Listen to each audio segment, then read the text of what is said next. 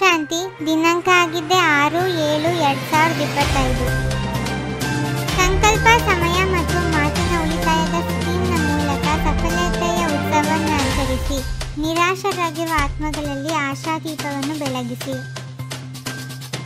ಸ್ನೇಹವು ಸರ್ವ ಅನ್ಯ ಆಕರ್ಷಣೆಗಳಿಂದ ದೂರ ಮಾಡುವಂತಹದ್ದಾಗಿದೆ. ಸ್ನೇಹದ ವರದಾನವು ತಾವೆಲ್ಲ ಮಕ್ಕಳಿಗೆ ಜನ್ಮದ ವರದಾನವಾಗಿದೆ. ಸ್ನೇಹದಲ್ಲಿ ಪರಿವರ್ತನೆ ಮಾಡಿಸುವ ಶಕ್ತಿ ಇದೆ. ಲವಲೀನ ಮಕ್ಕಳು ಪ್ರತಿ ಸಂಕಲ್ಪ, ಪ್ರತಿ ಶ್ವಾಸದಲ್ಲಿ, ಪ್ರತಿ ಮಾತು, ಪ್ರತಿಯೊಂದು ಕರ್ಮದಲ್ಲಿ ಸ್ವತಃ ಮತ್ತು ಸಹಜವಾಗಿ ತಂದೆಯ ಸಮನರಾಗಿರುತ್ತಾರೆ. ತಂದೆಯು ನೋಡಿ ಖುಷಿಪಡುತ್ತಾರೆ. ಎಲ್ಲ ಮಕ್ಕಳು ಸಹ ಯಥಾಯೋಗ ತಥಾಶಕ್ತಿಯಿಂದ ತಂದೆಯನ್ನು ಪ್ರತ್ಯಕ್ಷ ಮಾಡುವ ಅರ್ಥಾತ್ ವಿಶ್ವ ಕಲ್ಯಾಣ ಮಾಡಿ ವಿಶ್ವ ಪರಿವರ್ತನೆ ಮಾಡುವ ಕಾರ್ಯದಲ್ಲಿ ತೊಡಗಿದ್ದಾರೆ. ಬಾಬ್ ದಾದಾರವರು ಮಾಸ್ಟರ್ ಸರ್ವಶಕ್ತಿವಂತರು.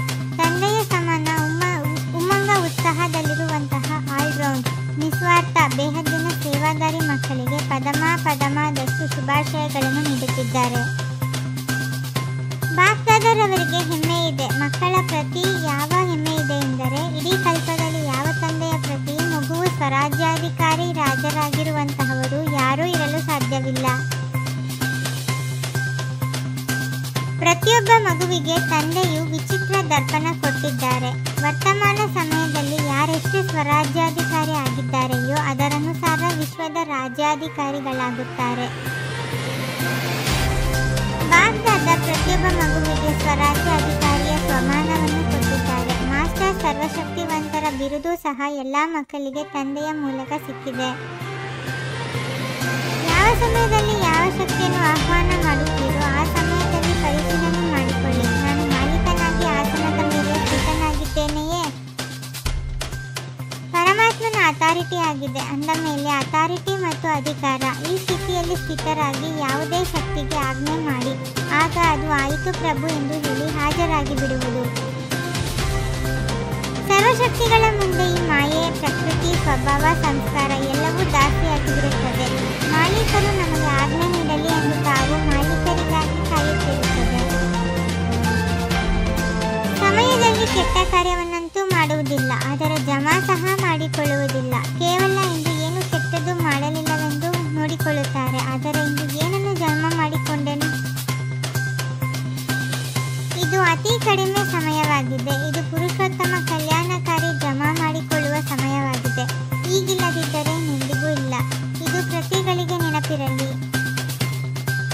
ಉಳಿತಾಯದ ಸ್ಕೀಮ್ ಮಾಡಿ. ಸಂಕಲ್ಪದ ಉಳಿತಾಯ, ಸಮಯದ ಉಳಿತಾಯ, ವಾಣಿಯ ಉಳಿತಾಯ. ಯಾವುದು ಯಥಾರ್ಥ ಮಾತಲ್ಲವೋ ಆ ಯಥಾರ್ಥ ವ್ಯಕ್ತ ಮಾತಿನ ಉಳಿತಾಯ. ಫರಿಸ್ತೆಗಳ ಉಡುಪಾಗಿದೆ.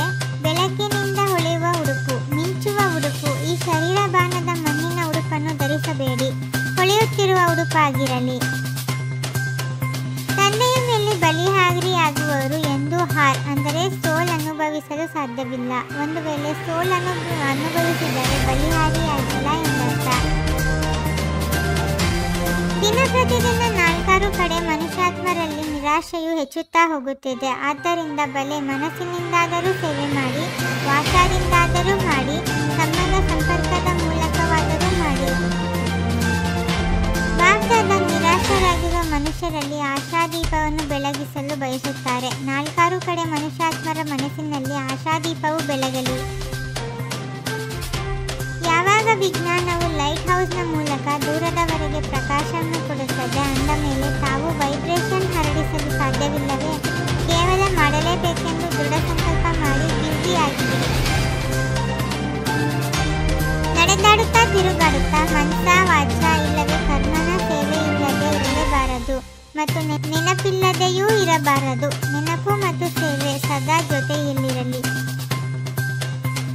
ತಮ್ಮ ಪ್ರತಿ ಕರ್ಮ ಅಥವಾ ವಿಶೇಷತೆಯ ಮೂಲಕ ದಾತನ ಕಡೆ ಕೈ ತೋರಿಸುವಂತಹ ಸತ್ಯ ಸೇವಾದಾರಿ ಭವ. ಯಾವುದೇ ಪ್ರಕಾರದ ಅರ್ಜಿ ಹಾಕುವ ಬದಲು ಸದಾ ರಾಜಿಯಾಗಿರಿ.